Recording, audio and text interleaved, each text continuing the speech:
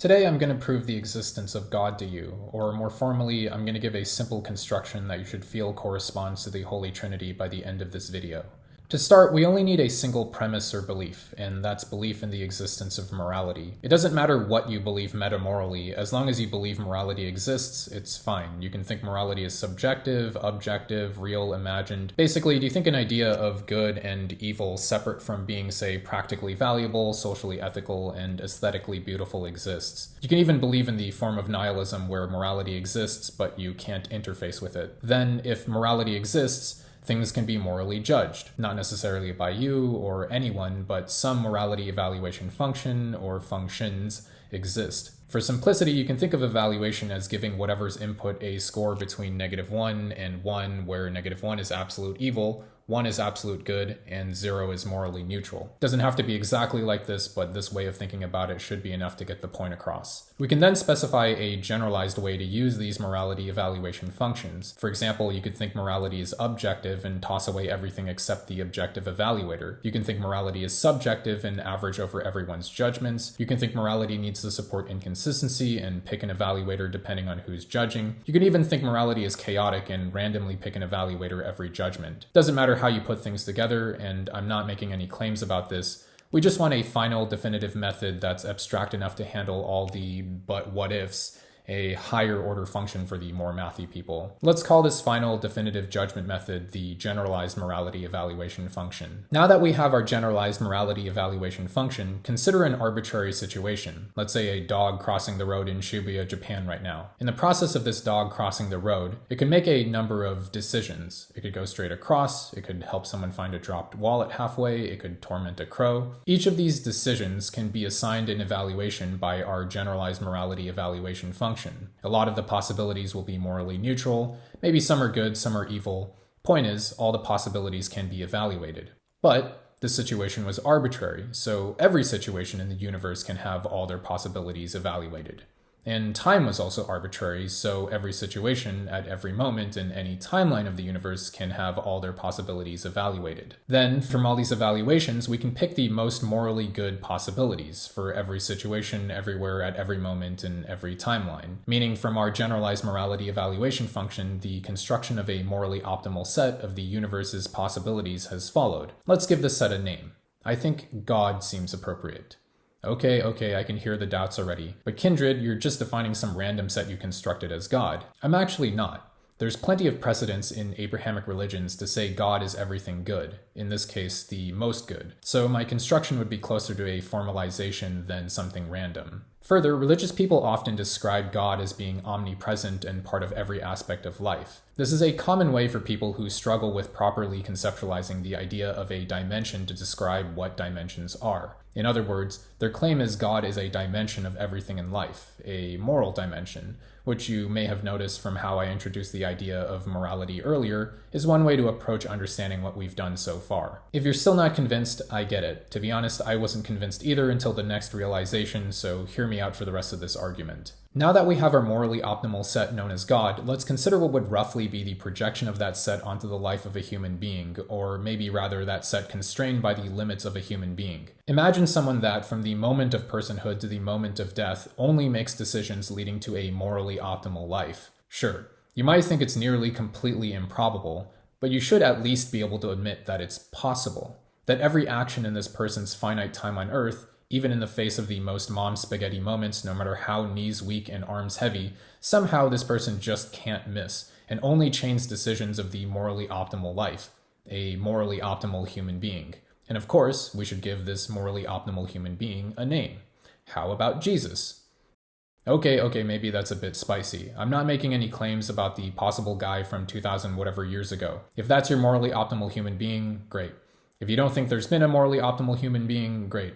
This is not what I'm trying to argue. The point is to recognize how a morally optimal human being is plausible. Understanding this step should let you start making sense of some Abrahamic ideas that are more difficult to rationalize, like Jesus will return to us in some large number of years. Maybe due to the unlikelihood, it just takes that long for a morally optimal human being to come along. I certainly don't think I could have only made morally optimal decisions as a child. Even today, as an adult, aware of as much as I am, I still often wobble, not to mention having a perfect record. or what divinity and being closer to God really means. It's just the degree of moral optimality someone, or maybe even something, can have. So being completely morally optimal like Jesus means you've got the highest divinity. Or why Jesus is the Son of God but also God at the same time. The morally optimal human being is a construction derived from the morally optimal set that's simultaneously considered morally optimal. The Father can then be understood to be God in exclusion of Jesus, the aspects of moral optimality beyond what's accessible to a human being. For example, if you believe creation is good, as in evil cannot create anything new, it can only corrupt and ruin what good forces have made,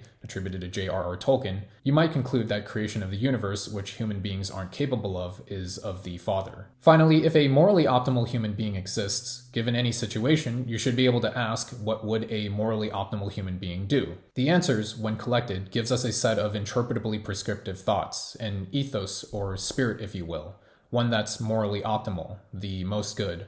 Holy?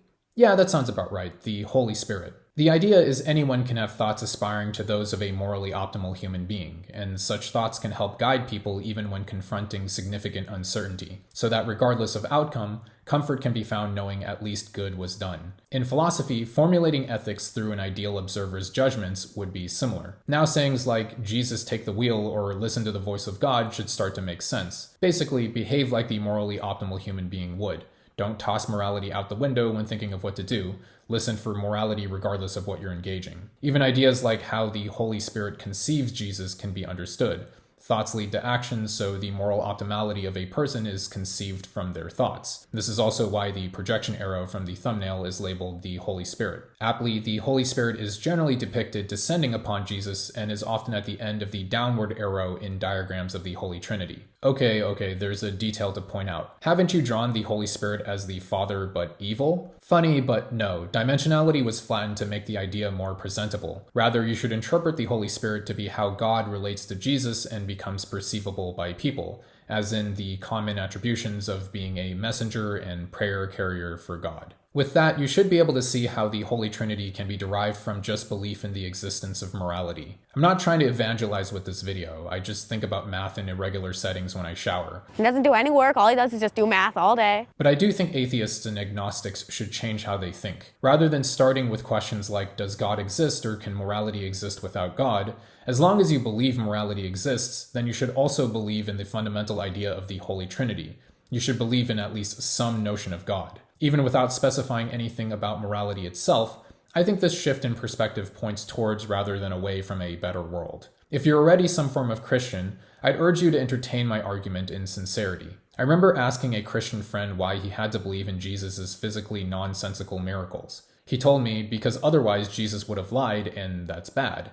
His answer lived in my head for a while, but if you believe Jesus is God, we would be closer to monkeys than we are to Jesus in moral comprehension. In this context, I feel it's only arrogant to think we could judge if anything Jesus did was right or wrong. If you can realize this, it resolves the question marks unnecessary for Christian belief alongside modern understandings of reality. Maybe the morally optimal thing back then was the lie to people. There are plenty of cases where lying is the more right thing to do. For example, when children ask about topics they aren't ready for, and Christians shouldn't be unfamiliar with sayings like, we are the children of Jesus. Maybe Jesus knew people would eventually become able to figure things out without the embellishments, so the greatest good was to say and act how he could to move the people of his time. I don't know, I'm not Jesus, but I do know you can't transmute blood into wine just by clapping your hands and touching your wrists like the main character of an old anime.